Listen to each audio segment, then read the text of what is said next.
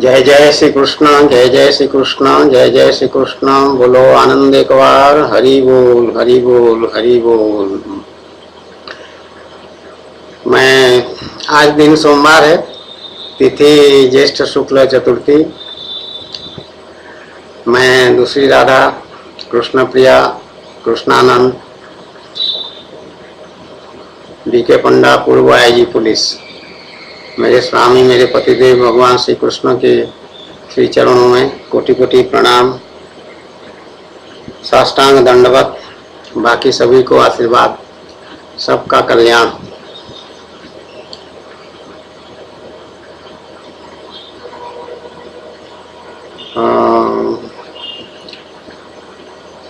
सनातन धर्म विलक्षण है।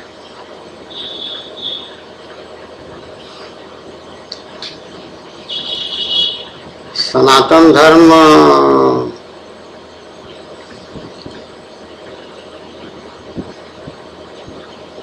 में भगवान का राम अवतार और कृष्ण अवतार, ये दो मुख्य अवतार जो हुए हैं, और इसमें भगवान लीला किए पृथ्वी लोक में आकर के, मनुष्यों के बीच में रह करके।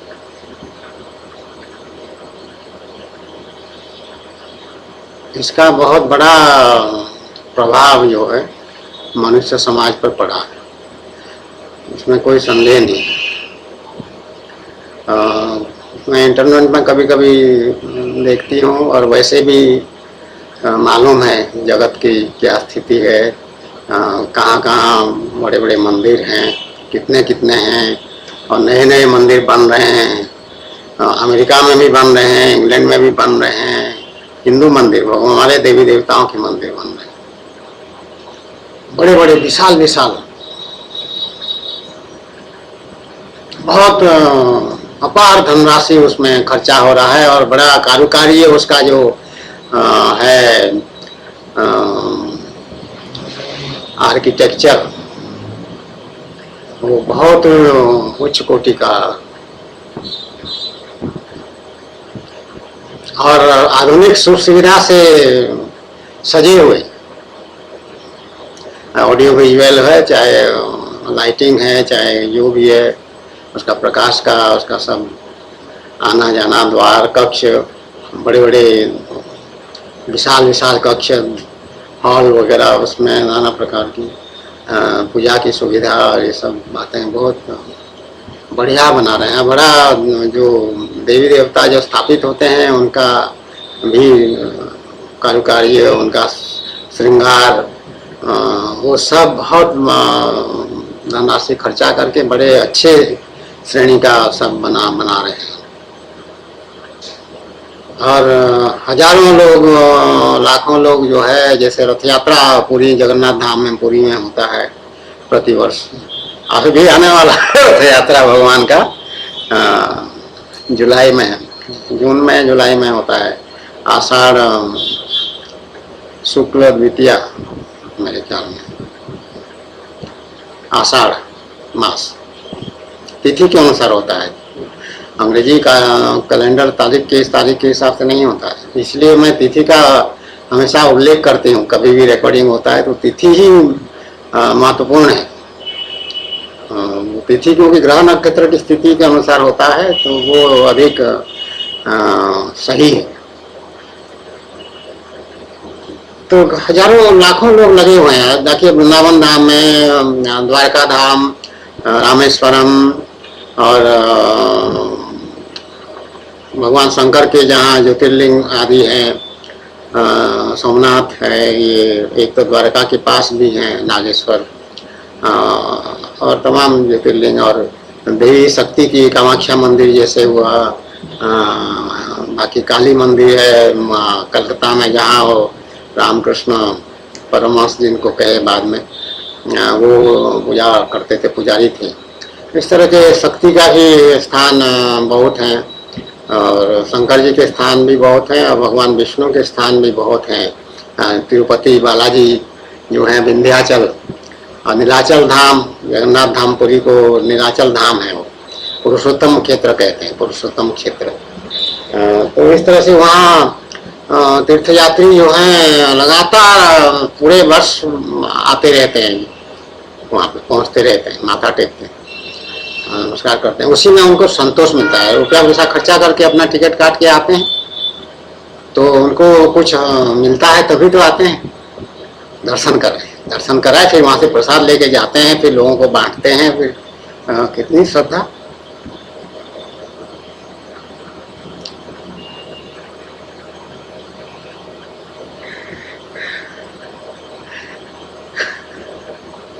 बहुत कृपा मेरे स्वामी की, बहुत कृपा।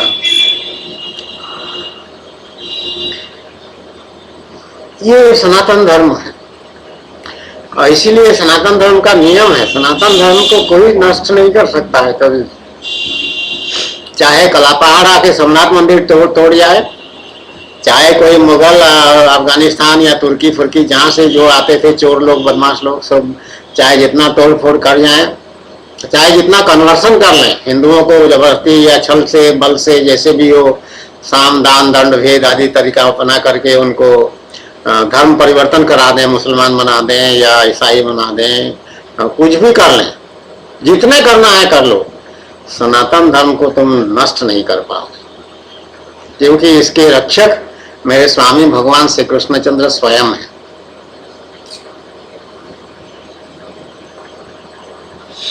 जो आंसू निकलते हैं मैं गिरने नहीं देती हूँ, उनको लेप लेती हूँ ऐसे। ये अमूल्य निधि है, भगवान का कृपा प्रसाद है, तो हमेशा लेप लेती हूँ अपने पास। ज्यादा होता है तो हाथ पांव सब जगह लगा देती हूँ कभी नीचे नहीं गिरने देती। तो इतने सारे लोग लगे हुए, तो इसके बाद भी कुछ लोग रह जाते हैं, कुछ लोग तीर्थ आदि में नहीं जाते जब तक उनका अहंकार है। जब कोई किसी विशिष्ट कारण से कोई गंभीर प्रतिकूल परिस्थिति में पड़ जाते हैं, तब उनको फिर धीरे धीरे भगवान याद आता।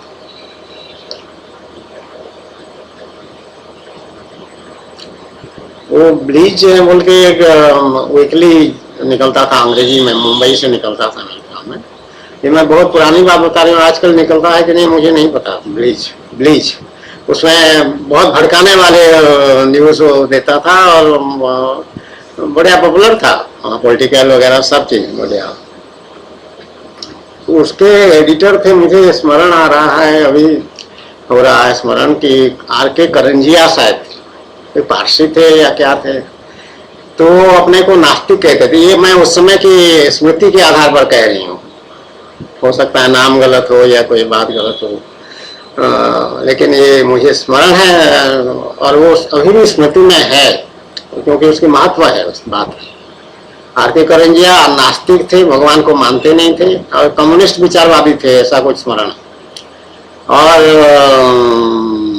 वो बीमार पड़े थे, बहुत जबरदस्त कुछ बीमार, तो बीमारी अवस्था में बहुत लंबे समय तक, तो वो फिर आस्तिक हो गए। क्योंकि जीवन में ऐसी बहुत सारी घटनाएं दुर्घटनाएं होती रहती हैं, अनुभव होते रहते हैं, जिसका कारण ढूंढने से नहीं मिलता है। विज्ञान आजकल जमाने में जिसको साइंस कहते हैं, इसमें जो लेबोरेटरी में प्रमाणित हो जाता है उसको विज्ञान मानते हैं और उसी को सत्य मानते हैं, बाकी सब जो है वो मानते नहीं है। जैसे भगवान भी किसी भी प्रयोगशाला में, चाहे फिजिक्स का प्रयोगशाला हो, चाहे केमिस्ट्री का प्रयोगशाला हो, चाहे जूलॉजी बॉटनी का प्रयोगशाला हो, कहीं भगवान को किसी प्रयोग के माध्यम से, एक्सपेरिमेंट के माध्यम से प्रमाणित नहीं किया गया है आज तक। अभी वो जो क्या भोजन पार्टिकल, क्या पार्टिकल, एक गॉड पार्टिकल निकला है, ये थोड़ा सा नजदीक पहुंचे हैं भगवान के पार्टिकल, भगवान की जो निर्गुण निराकार स्वरूप है वहां कुछ पहुंच रहे हैं, ऐसा कुछ है।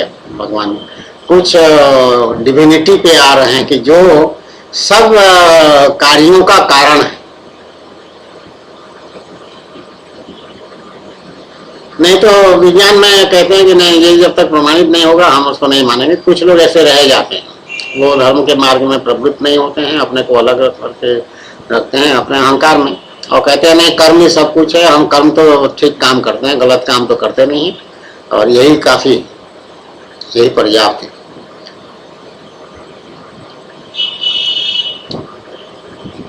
वो कहते हैं सही काम कर रहे हैं बोलते, लेकिन अहंकार पूर्वक किया गया काम कभी सही नहीं हो सकता है, मतलब हमेशा सही नहीं हो सकता है। गलत काम करेंगे, गलत विचार आएगा उनके मन में, और बुद्धि भी उनका दूषित रहेगा, तो वो दूषित कर्म को भी सही मान के करेंगे।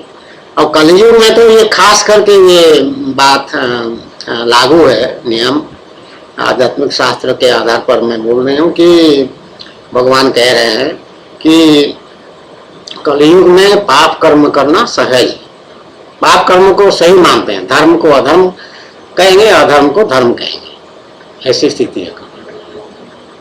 तो कार्य कर्म को मुख्य मानते हुए भी वो गलत काम दुराचरण करने से अपने को रोक नहीं पाएंगे, राग और द्वेष से काम करेंगे। उसने ऐसा किया तो हम भी ऐसा करेंगे, उसको सही मानते हुए करेंगे, लेकिन वो सही नहीं हो सकता है, नियम ऐसा नहीं है। उसने किया तो तुम करोगे, ऐसा नियम नहीं है। वो अपना काम कर रहा है, तुम अपने हिसाब से काम करो, अपना कर्म का जो फल मिलेगा उसको ध्यान में रखो, अपनी बुद्धि का प्रयोग करो, और तुम सदाचार में रहो हमेशा। सदाचार से हटने की बात शास्त्र या भगवान नहीं कहते। नित्य प्रतिपल पल तुम सदाचार में रहो, कदम फूक फूक करके रखो, ये सावधानी की बात है। तो सदाचार से दुराचार में नहीं, वो दुराचार किया तो मैं दुराचार करूंगा, ये बात तो कोई मान्यता है ही नहीं इसकी, ये सभ्यता नहीं है, ये संस्कार नहीं है, ये भगवान का आज्ञा नहीं है। तो ऐसे व्यक्ति की क्या गति होती है, और जो भगवान में भक्ति करते हैं उनकी क्या स्थिति गति होती है, वो शास्त्र में विवरण है कि जो भक्त नहीं है उसको कैसे दुर्दशा होता है, ऐसा वर्णन है। और जो भक्त है उसका कैसे संरक्षण होता है, वो भगवान उसमें शास्त्र में बताए। तो ये सब हो रहा है दुनिया में। लाइट चली गई, लाइट चली जाती है यहाँ पे, बार बार लाइट चली जाती है लाइट चली गई है। तो जो भक्ति मार्ग में है, जो लाखों लोग मंदिरों में जा रहे हैं, तीर्थों में जा रहे हैं, यज्ञ आदि भी करवाते हैं, बहुत सारे लोग पूजा पाठ भी कराते हैं, सत्यनारायण कथा भी कराते हैं घर में अपने, मानस रामचरित मानस का कथा भी कराते हैं, कहीं अखंड कीर्तन भी होता रहता है, 7 दिन 8 दिन 10 दिन 15 दिन 1 महीना तक चलता रहता है, और कहीं अखंड ज्योति जलता रहता है भगवान के सामने। इस तरह के नाना उपाय है। कहीं पे लोगों को दान दक्षिणा या भोजन आदि परोसा जाता है प्रतिदिन, लोगों को जो भी जाएगा उस समय वहाँ पर उसको होगा, उसका दिया जाएगा। ऐसा अलग अलग जगह धार्मिक कार्य बहुत हो रहा है। प्रवचन कथावाचन देखिए, इतने सारे संत बने हुए हैं और सब कथावाचक बन गए हैं बहुत सारे, उसी में उनको बड़ा आदर सम्मान भी मिलता है और दक्षिणा वक्षिणा भी सब मिलता है, उनका धन की अच्छी खासी कमाई भी हो जाती है, भगवान की सेवा भी हो जाती है, ऐसा वो सोचते हों। तो ये भी बहुत चल रहा है, और प्रवचन जहाँ भी होता है वहाँ हजारों की भीड़ जुट जाते हैं, लोग जाके बैठते हैं श्रद्धा से, नहा धो करके। बहुत सारे लोग मैंने देखा है, क्योंकि हम भी साधना के समय में बहुत प्रवचन सुने इस तरह से जा करके, और नहा धो करके पूरा भागवत कथा है तो भागवत महापुराण लेके जाते थे। हमारी इतना उत्साह भगवान दे रखे थे, और स्थान जब जाके बिराजते थे, और बिल्कुल एकदम पूरा ध्यान के साथ सब बातें सुनते थे, और फिर उसके बाद नमस्कार आदि जो कुछ करते थे, प्रसाद मिलता था तो प्रसाद लेते थे, और फिर लौट आते थे, फिर दूसरे दिन फिर पहुंच जाते थे, जितने दिन होता था उतने दिन पूरा जाते थे वहाँ। तो इस तरह का सब लोग, खाली एक की बात नहीं है, अनेक सब लोग, बहुत लोग ऐसे जाते आते हैं। तो ये सनातन धर्म की महिमा है, और बहुत लोग इसका पालन कर रहे हैं। लेकिन जो टीनेजर्स हैं, नौजवान हैं, आजकल 20-22 साल के लड़के हैं, ये मेरे हिसाब से इससे अभी उनको वो लगाव उस तरह का नहीं हो रहा है। तो ये विकृति है, इस तरह की बातें होती रहती हैं। तो इतने सारे भक्त होने के बावजूद भी समाज में अव्यवस्था दिखाई पड़ता है। जैसे भ्रष्टाचार को लेके आंदोलन चला रहे हैं ये लोग, कुछ लोग चला रहे थे, अन्ना हजारे और ये केजरीवाल वगैरह, किरण बेदी भी थी उसमें, IPS अधिकारी। तो भ्रष्टाचार कौन करता है? यही लोग करते हैं। ये कहना बिल्कुल ठीक नहीं होगा कि जो भक्त हैं वो लोग करते हैं भ्रष्टाचार। नहीं, ऐसा नहीं हो सकता है। जो असल भक्त हैं वो भ्रष्टाचार नहीं कर सकते, दुराचार नहीं कर सकते, ना रिश्वत देंगे ना रिश्वत लेंगे। एक बात और बता दूं, बात पड़ी है तो भ्रष्टाचार के बारे में, DK पंडा तो एंटी करप्शन और विजिलेंस डिपार्टमेंट में बहुत काम किया जब IPS में था। बड़े इंक्वायरीज किए हैं, बड़े बड़े इंक्वायरीज किए हैं। एक एडिशनल डिस्ट्रिक्ट जज को रिश्वत लेते हुए रंगे हाथों गिरफ्तार भी कराए हैं अपने अधीन कानपुर में। बड़े अच्छे बड़े मजबूत इंक्वायरीज किए। लेकिन उनके व्यक्तिगत जीवन में क्या उन्होंने कभी रिश्वत लिया है या कभी रिश्वत दिया है, ये प्रश्न उठता है।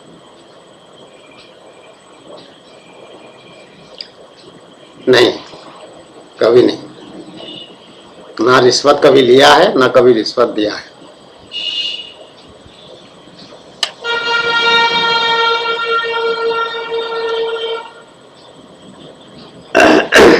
रिश्वत उसको कहते हैं जो कि किसी कोई कार्य करने के बदले में कोई धनराशि लिया जाता है, उसको रिश्वत का पैसा है। जैसे हम अभी यहाँ पे भगवान का धाम है और कोई आदमी आके यहाँ मान लीजिए 1000 रुपया दान करता है धाम के लिए, ये रिश्वत नहीं है। वो भगवान की सेवा में वो लग जाता है, वो खत्म। ये कोई ऐसे बहुत यहाँ होता नहीं है, मैं उदाहरण दे रही हूँ। दिए हैं लोग पैसा, लेकिन वही 10 रुपया 5 रुपया 100 रुपया ऐसा दिए हैं, 100 रुपया तक दिए हैं, उससे ज्यादा।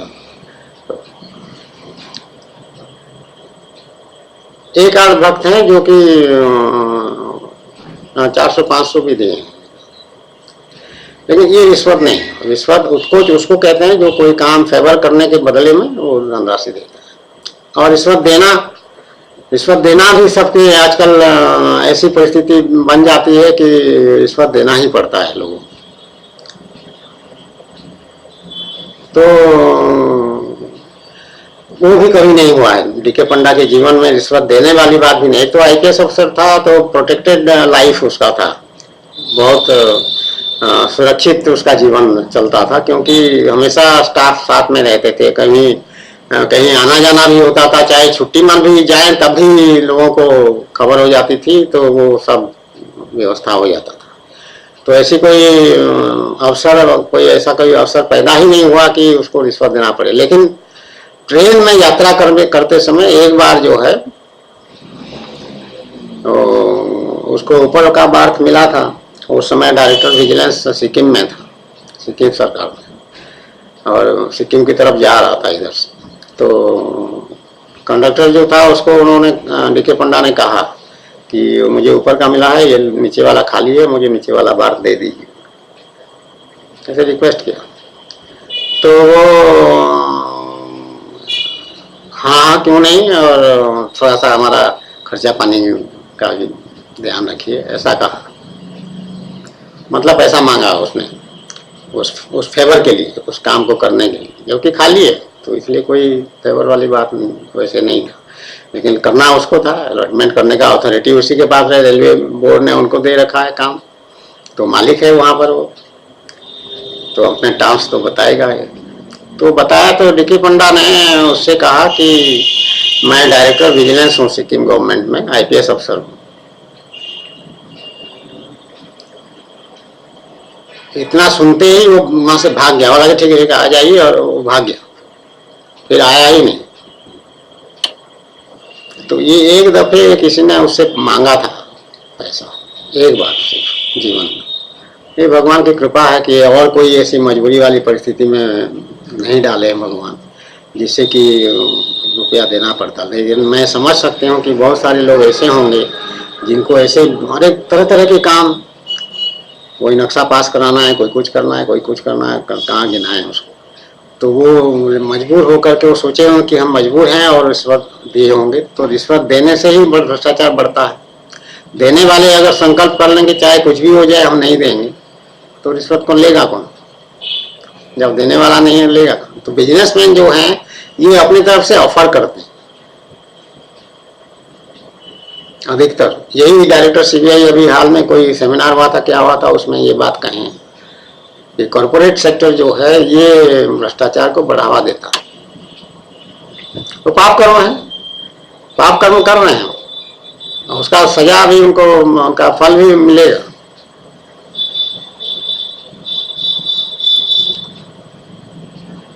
तो सदाचार से जब धर्म कर्म ज्यादा है लोगों का, तो इसका मतलब ये है कि कुछ बहुत सारे लोग ऐसे हैं कि जो सामाजिक व्यवस्था में दुराचार में लगे हुए हैं। वो भक्तों में भी कुछ ऐसे संभव है हों जो अपने को भक्त समझते हैं, तीर्थों में भी जाते हैं और ये गलत काम भी करते हैं, जो नहीं करना चाहिए उसको भी करते हैं। तो ये जैसे गंगा जी में नहाने वाली बात है, पाप कटता है तो फिर आके यहाँ पाप करेंगे, फिर जाके नहाएंगे, फिर पाप कटेगा, फिर आके पाप करेंगे, फिर नहाएंगे, फिर पाप कटेगा। तो ये सिलसिला चक्र जो है वो चलता रहेगा। तो उसमें भगवान ये सिखाए हैं भगवत गीता के माध्यम से कि तुमको योग का अभ्यास करना है। मनुष्य के लिए कहा है कि तुम्हारा जीवन का उद्देश्य एकमात्र है कि भगवान की प्राप्ति करना, और दूसरा कोई उद्देश्य है ही नहीं। तो इसलिए साधना करना, साधक बन जाओ। लेकिन भगवत गीता में ऐसा कहे हैं, ये बात मनुष्य को पता नहीं। जैसे डीके पंडा है, डीके पंडा बचपन से, मतलब स्कूल की पढ़ाई करते समय से ही उसके पास भगवत गीता था, छोटा सा, अभी भी वो कहीं रखा है भगवत गीता साथ उसका बचपन से रहा, और पढ़ा भी है उसको, बार बार पढ़ा है। लेकिन फिर भी उसमें ऐसी भावना उस समय तक जागृत नहीं हुआ, बहुत विलंब तक जागृत नहीं हुआ कि वो साधना करे, कर्म योग, भक्ति योग और ज्ञान योग का अभ्यास करे। गीता में जैसे बताया है भगवान, उसका अभ्यास करें। और संसार में कुछ नहीं रखा है, ये बुद्धि नहीं है। और कोई संत महापुरुष मिलते मिलते थे, ये सब सबको नमस्कार भी करता था, चरण स्पर्श भी करता था, बीच बीच में मंदिरों में जाता था, हमेशा मंदिरों में जाता था, बचपन से ही मंदिरों में जाता था, जरूर जाएगा। कहीं भी जैसे झांसी है इंस्पेक्शन में, तो वहाँ झांसी के पास मध्य प्रदेश के इलाके में पड़ता है, वहाँ एक शक्तिपीठ है देवी का, कोई मैं भूल नहीं उनका क्या नाम है। वहाँ से बहुत सारे पुस्तकें भी लाए हैं, बड़े छोटी छोटी जो पुस्तिकाएं बहुत सारी खरीद के लाए थे, उसको पढ़े हुए थे। वो शक्तिपीठ एक है, तो मालूम हुआ कि वहाँ शक्तिपीठ है। तो तुरंत सुबह नहा धो करके वहाँ जाके, धर्मपत्नी भी थी उस समय, मीना पंडा तो वो भी गई थी। घर में कभी पूजा नहीं करती थी मीना पंडा, लेकिन जब मंदिर में जाने में वो जाती थी। और वहाँ पे अच्छा दर्शन, ठीक नमस्कार आदि जो पल्लू लगा करके सर में, जैसे गृहिणी घर की अच्छी स्त्रियां करती हैं, अच्छे परिवार की, वैसे करती थी, सब करती थी। तो वहाँ जाके दर्शन कराए। तो जगह का नाम भी याद था, सब भूल भाल गए। तो कहीं भी जाते हैं, मंदिर है, कुछ है या तो वहाँ जरूर। लेकिन ये संसारी मनुष्य जैसे करते हैं उसी तरह की बात हुई। लेकिन ये कि तुमको साधना करना है, कर्म योग, भक्ति योग, ज्ञान योग, ये 3 योग भगवान, ध्यान योग को मिला के 4 योग हैं, भगवान सिखाए हैं ये करने के लिए गीता में, और कह रहे हैं कि ऐसे ऐसे करोगे तो मेरी प्राप्ति हो जाएगी। तो डीके पंडा बचपन से पढ़ा है भगवत गीता, बीच बीच में पढ़ता था, लगातार कंसंट्रेटेड नहीं पढ़ा है कि उसको बिल्कुल ध्यान से एकदम खाली पढ़ रहा हूँ, उसको पढ़ता था, उसको अच्छा लगता था और पढ़ता था। और फिर रख देता था। फिर संसार के में जो पढ़ाई, अपनी पढ़ाई है, हाई स्कूल, कॉलेज, यूनिवर्सिटी जो भी है वो सब करता था। उसी में ज्यादा उसका लगता था कि यही प्राइमरी काम है। ये पिता उसको बता रहे थे बचपन से कि जब तक तुम पढ़ाई कर रहे हो ये तुम्हारा तपस्या है, इसके अलावा और कुछ नहीं करना है। तो वो नियम जो लागू था वो बलवान नियम था, तो इसीलिए ये आगे ऊपर उभरा ही नहीं, ऐसा अभी समझा जा सकता है उसको। अभी समझ रहे हो ऐसा। तो पढ़ाई जब तक पूरा ना हो जाए कुछ नहीं करना है। अब पढ़ाई पूरा हो गया तो फिर सर्विस कुछ ना कुछ करना था, जीविका उपार्जन करने के लिए, शरीर निर्वाह के लिए। तो वो हुआ। पहले बैंक ऑफ बड़ौदा में ज्वाइन किए, तो उसमें कुछ प्रारंभिक दिक्कतें हुई, क्योंकि वो पहला डायरेक्ट प्रमोशन, डायरेक्ट रिक्रूटमेंट कर रहे थे ऑफिसर के कैडर में। ऑफिसर ग्रेड में सीधी भर्ती पहले बार कर रहे थे बैंक ऑफ बड़ौदा वाले, ऐसा सुना। तो विरोध हो रहा था उसमें, जो प्रमोटीज हैं उनके, उनसे यूनियन वाले। तो बाद में वो कुछ हुआ, उसको फिर हमको मुंबई जो है मालाबार हिल्स में उनका स्टाफ ट्रेनिंग कॉलेज था, joint staff training college, bank of Baroda और बैंक ऑफ इंडिया में लिखा। वहाँ जाके फिर मुंबई भेज दिए। वहाँ पे फिर हम हमारा प्रशिक्षण कार्यक्रम चल रहा था। तो आईपीएस का रिजल्ट निकल आया, तो फिर आईपीएस आके ज्वाइन कर लिया। गिराया 11 जुलाई 1971 को मसूरी में नेशनल एकेडमी ऑफ एडमिनिस्ट्रेशन, आजकल उसको Lal Bahadur Shastri national academy of administration कहते हैं, मसूरी में। तो फिर आईपीएस का काम शुरू हो गया। और आईपीएस का प्रशिक्षण होने के बाद, प्रशिक्षण तक तो थोड़ा सा हम रिलैक्स थे, थोड़ा सा समय था हमारे पास, लेकिन प्रशिक्षण भी इतना इंटेंसिव होता है, खास करके नेशनल पुलिस एकेडमी में, कि वहाँ भी कोई समय मिलता नहीं है। आउटडोर इंडोर करके बिल्कुल थक जाते हैं। परीक्षा भी होता है, उसमें पास करना पड़ता है, फिर तब जाके आके पोस्टिंग होगी। फिर जहाँ जिस कैडर में, यूपी में हमको हुआ था, तो यूपी आना। तो उसके बाद जब सर्विस शुरू हो जाता है, सर्विस शुरू होने के बाद तो फिर सांस लेने की फुर्सत नहीं। इतना काम होता है, इतना काम होता है, इतनी समस्या है, खास करके इतना बड़ा उत्तर प्रदेश जैसे राज्य की मैं बात कर रही हूँ। इतना बड़ा राज्य और इतनी समस्याएं। यहाँ हर जगह कुछ लेबर प्रॉब्लम भी, और स्टूडेंट प्रॉब्लम भी, और सामाजिक प्रॉब्लम भी, और गांव का प्रॉब्लम भी, शहर का प्रॉब्लम भी, ट्रैफिक भी, बहुत समस्या है। तो हर एक पुलिस अधिकारी के पास यहाँ वो जितना हैंडल कर सकता है, जितना संभाल सकता है, उससे ज्यादा काम हमेशा रहता है।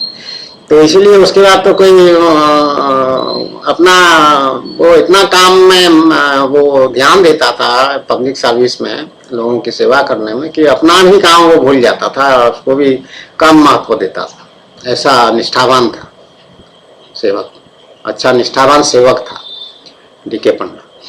तो कभी भी ये बात उस समय तक ध्यान में नहीं आया, बहुत समय तक, कि कर्मयोग और ज्ञान योग और भक्ति योग का अभ्यास करना है, भगवत गीता में भगवान बताए हैं। इधर कभी गया ना, कभी प्रवचन मैं गया इतने सालों तक। ये 40-42 साल के कितने साल हो गए थे जब 1991 में 47 डेट ऑफ बर्थ है, तो 1991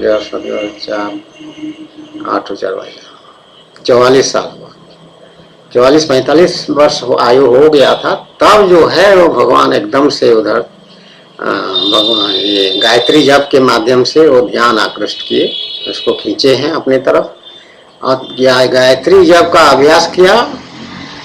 उसी बहाने शुरू हुआ, और फिर वो गायत्री जप में इतनी शक्ति है, वो फिर आध्यात्म विद्या में प्रवेश करा दिया, भगवान के से परिचय करा दिया, भगवान के धाम, भगवान के पास भेज दिया। गायत्री जप जो ओम भूर्भुवस्वः तत्सवितुर्वरेण्यम भर्गो देवस्य धीमहि धियो यो न प्रचोदयात्। इस मंत्र में जादू है,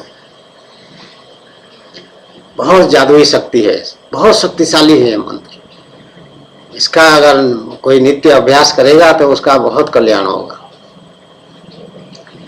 तब वो जब भगवान में प्रवेश हुआ, भगवान के साथ हुआ डीके पंडा का, तब जो है संसार फिर छूट गया और भगवान एक तरह से मिल गए। दर्शन नहीं हुआ, अभी मिलना प्राप्ति नहीं हुई, लेकिन मिल गए, मतलब आध्यात्मिक मार्ग मिल गया और सांसारिक मार्ग जो है वो छूटना शुरू हो गया, उसका महत्व कम हो गया। डिपार्टमेंट भी और संसार भी और जो भी परिवार है, संबंध है, वो सब जो है हल्के पड़ते गए, हल्के पड़ते गए।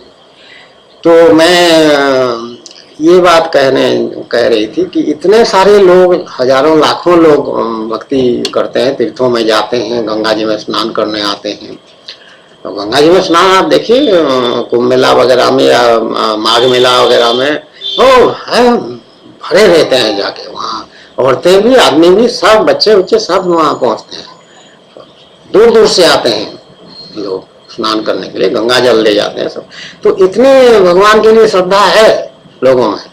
लेकिन ये भगवत गीता का अभ्यास करने वाले जो हैं ये कम मिलेंगे, बहुत कम मिलेंगे। और जो भगवत गीता का अभ्यास नहीं किया उसको भगवान की प्राप्ति नहीं हो सकती है, वो साधक नहीं बन सकता है। भगवान की प्राप्ति करने के लिए साधक बनना अति आवश्यक है। आप कहोगे कि जो पढ़ा लिखा नहीं है लेकिन बहुत भक्ति है उसमें, वो तो भगवद गीता का अभ्यास पढ़ करके अभ्यास कैसे करेगा? संस्कृत में लिखा है, हिंदी में लिखा होगा उसका अनुवाद या भावार्थ, वो पढ़ा लिखा बिल्कुल नहीं है, पढ़ पाएगा ही नहीं, तो कैसे करेगा? भगत है, भगत कहते हैं उसको गाँव में, तो उसी में से रहेगा, भगवान की भक्ति करता रहेगा। भगवान का भजन तो कुछ ना कुछ गाएगा जरूर, गाए बिना रह नहीं सकता है। अगर भक्ति में पहुंच गया है, भगवान की कृपा, अगर भक्ति भगवान दे दिए हैं उसको, कुछ ना कुछ भजन गाएगा। और गाने के लिए देहातों में सब जगह गीत मौजूद हैं भगवान की, वो उसी में रहेगा और उसी में उसका कल्याण होगा।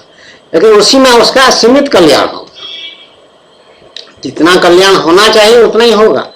लेकिन अगर कर्म योग, ज्ञान योग, भक्ति योग का अभ्यास, उसको स्वाध्याय करके भगवान की कृपा का सहारा लेते हुए अभ्यास कोई करेगा, उसको ज्यादा अच्छी तरह से वो साधना उसका चलेगा और शीघ्र कल्याण होने की संभावना बहुत अधिक है। और जो जितना बुद्धिमान है, भगत है, मैं कि इतना बुद्धिमान नहीं है, लेकिन भगवान की भक्ति कर रहा है, तो उसका कहीं होगा कल्याण। भगवान मना नहीं किए हैं ना, उसका ऐसा भी नहीं है कि उसका कल्याण नहीं होगा। ऐसा समय थोड़ा लग सकता है लेकिन कल्याण उसका भी होगा। लेकिन जो पढ़े लिखे हैं, वो निके पंडा पढ़े लिखे था तो उसको पढ़ के समझ सकता था, संस्कृत भी समझ सकता था, उसका हिंदी भी समझ सकता था, उड़िया भी समझ सकता था, सब समझ सकता। तो उसको साधना करना है। तो ये जो लाखों लोग मंदिरों में जाते हैं या गंगा में नहाते हैं, गंगा जी में नहाते हैं, स्नान करते हैं, दान पुण्य करते हैं, यज्ञ आदि करते हैं, सेवा करते हैं, सब तरह, उनका जब भगवत गीता में प्रवेश हो जाए किसी भी प्रकार से, एकनिष्ठ होकर के, मामिकम शरणम ब्रज वाला जो नियम है, एकम शरणम ब्रज, केवल भगवान श्री कृष्ण के शरण में जाओ, भगवान श्री राम के शरण में जाओ और साधना शुरू हो जाए, तब उसका कल्याण शीघ्र, भगवान की प्राप्ति की बात होना लगभग सुनिश्चित हो जाता है। गारंटी दी है भगवान, पक्का कहे है कि हाँ निश्चित रूप से हो जाएगा, नहीं होगा बोलकर नहीं कहे, संदेह भी नहीं किए, लेकिन उसमें रहना चाहिए। लेकिन जो बाकी लाखों लोग जो मंदिरों में आ जाते हैं, गंगा जी में स्नान करते हैं, वो अधिकतर कर्मकांड में रह करके अपना जीवन समाप्त कर देते हैं। कर्मकांड मतलब क्या है? कर्मकांड है पूजा करना, पूजा अनुष्ठान करना, पंडित को बुला के सत्यनारायण व्रत कथा करेंगे, सावित्री व्रत कथा औरतें करती हैं वो करेंगे, वो और नाना प्रकार की ये पूजा अनुष्ठान जो भी है, संस्कार आदि, बच्चों के संस्कार आदि, वो सब करते रहेंगे। कहीं मिल करके मोहल्ले में कोई यज्ञ करेंगे, इस तरह की वो करेंगे। और दान पुण्य करेंगे, भिखारी को पैसा देंगे, किसी को कपड़ा देंगे, जाड़े में कंबल देते हैं, क्या करते हैं, इस तरह का ये कर्मकांड का हिस्सा है सब। कुछ लोग सामाजिक सेवा भी करते हैं कंबल बांटने के लिए, वो सामाजिक सेवा है, सोशल सर्विस है, वो दूसरी बात है। लेकिन धार्मिक होकर के जो दान पुण्य करते हैं और लोगों को दान दक्षिणा देते हैं, वो कर्मकांड का हिस्सा है। तो कर्मकांड में पूरा जीवन लगा देते हैं, अपना पुण्य अर्जन करते हैं, ऐसा नहीं है, तो उनका स्वर्ग आदि गति हो सकती है। अगर पुण्य अधिक हो गया पुण्य, तो पाप कर्म तो के लिए नरक जाना पड़ता है और पुण्य कर्म के लिए स्वर्ग में जाना पड़ता है। वो गति ऐसी होगी, उसी हिसाब से होगी। लेकिन वो उसमें सार नहीं है, वो महत्वपूर्ण नहीं है, वो बहुत अच्छी बात नहीं है, ऐसा हमारा सनातन धर्म का जो उपासना का खंड है वेद उपनिषद में वो कहते हैं। भगवान ये कहते हैं भगवत गीता में और एकादश स्कंद भागवत महापुराण में भी यही कहते हैं कि भगवान की प्राप्ति करना ही तुम्हारा जीवन का एकमात्र उद्देश्य है। तो प्राप्ति करने के लिए ये साधना करना, तुमको पुरुषार्थ करना अच्छा है और यही करना ही योग्य है। और पुरुषार्थ, तुम्हारे पुरुषार्थ के साथ जब मेरी कृपा मिल जाएगी तब तुम्हारा साधना सिद्ध हो जाएगा, ऐसा भगवान का आश्वासन है। तो बहुत कम लोग इस मार्ग में पहुंच पाते हैं कि भगवत गीता को लेके साधक बन करके साधना करना। और जब साधक बन जाता है, जब तक छात्र हो तपस्या करते होना चाहिए, पढ़ाई, ऐसा पिताजी ने उपदेश दिया था, वो सही दिया था अपने हिसाब से, ठीक था। ये साधना जो है उससे और बढ़कर इसमें निष्ठा लगन होना आवश्यक है। साधना, भगवान की साधना, प्राप्ति की साधना। तो तुम लोग जो भी धर्म अनुष्ठान करते हो, मंदिरों में जाते हो और तीर्थों में जाते हो और गंगा जी आदि में स्नान करते हो, यहाँ गंगा जी है, बाकी दक्षिण भारत में नर्मदा आदि जो नदियां हैं उनकी भी उतनी ही महिमा है ऐसा बताते हैं, लेकिन गंगा जी का कोई तुलना कहीं हो नहीं सकता है, इनका विशेष महिमा है, इसमें कोई संदेह नहीं। तो लेकिन सबको गंगा जी में पहुंचना सबके परिस्थिति नहीं बन पाता है। तो गंगा जी में नहा रहा हूँ ये सोच करके अपने स्थानीय नदी में भी अगर कोई स्नान करे कि वो सोच ले अपना कि मैं गंगा जी, भगवान मैं नहीं जा सकता हूँ, मैं गंगा समझ के, गंगा जी समझ के ही मैं नदी में स्नान कर रहा हूँ, तो उसका भी उसको फल मिलेगा, उतना ही फल मिलेगा। तुम्हारा भाव जितना शुद्ध होगा, जिस प्रकार का होगा, ये यथा माम प्रपद्यन्ते ताम तथैव भजाम्यहम्, ये जो नियम भगवान का है, तुम्हारा भावना के अनुसार भगवान तुमको फल देंगे, कृपा करेंगे तुम्हारी। तो गंगा जी नहीं पहुंच पाते हो कहीं पर, गंगा जी बहुत फैले हुए हैं, तो चिंता की कोई बात नहीं, अपने स्नान करो। और महाभारत, ये भागवत महापुराण में तो बहुत सारे नदियों का, गंगा, यमुना, महानदी, गोदावरी, कृष्णा, कावेरी, ये सब नदियों का नाम भी दिया हुआ है। महानदी खास करके उसमें लिखा है कि जो महानदी में स्नान करेगा उसको भगवान की प्राप्ति हो जाएगी, हो सकती है बोलती। तो महानदी हमारे उड़ीसा में है, संबलपुर जिले में महानदी है, कटक में महानदी है, वो महानदी के ऊपर बांध पड़ा है, हम उसमें स्नान किए बचपन में, महानदी में स्नान किए। कॉलेज में पढ़ते थे संबलपुर में 4 वर्षों तक, और वहाँ मामा लोग, वहाँ कुछ मामा लोग वहाँ रहते थे संबलपुर में, तो उनके यहाँ भी आना जाना होता था। तो जो 2 नंबर के मामा हैं, 3 नंबर हैं असल में, उमेश चंद्र त्रिपाठी, वो जंगल विभाग में सेवा में थे, उनका जो निवास स्थान है वो नदी, महानदी के ठीक ऊपर है। तो महानदी में हम स्नान किए हैं, तो उसका फल भी एक प्रकार से हमको वो भी अनुकूल हुआ भगवान की प्राप्ति में, की साधना में। महानदी में स्नान किया हुआ बच्चा है, ऐसी कोई मामूली नहीं है। तो ऐसी है, तो गंगा जी में नहीं पहुंच गए। लेकिन असल बात जो समझने वाली बात है, ध्यान देने वाली बात है लोगों को, वो ये है कि केवल दान पुण्य या मंदिर दर्शन या गंगा जी का स्नान ये पर्याप्त नहीं है। ये पुण्य कर्म के लिए ठीक है, अच्छा है, गृहस्थ के लिए बहुत बढ़िया है, लेकिन साधना, साधक बनने के लिए और भगवान की प्राप्ति करने के लिए ये पर्याप्त नहीं है। इससे आगे आना पड़ेगा और भगवत गीता का अभ्यास करना पड़ेगा। चाहे भगवत गीता का कोई प्रवचन कर रहा है या भागवत महापुराण का कोई प्रवचन कर रहा है, उसके सुन करके तुम साधना करो, अपना कर्मयोग आदि, भक्ति योग और ज्ञान योग कोई समझा दे उसको तुम अभ्यास करो। जो अनपढ़ आदमी है वो कर सकता है, अनपढ़ जो होता है उसका स्मरण शक्ति काफी तेज होता है, ये कंपेंसेट करते हैं भगवान, ऐसे कृपा करते हैं।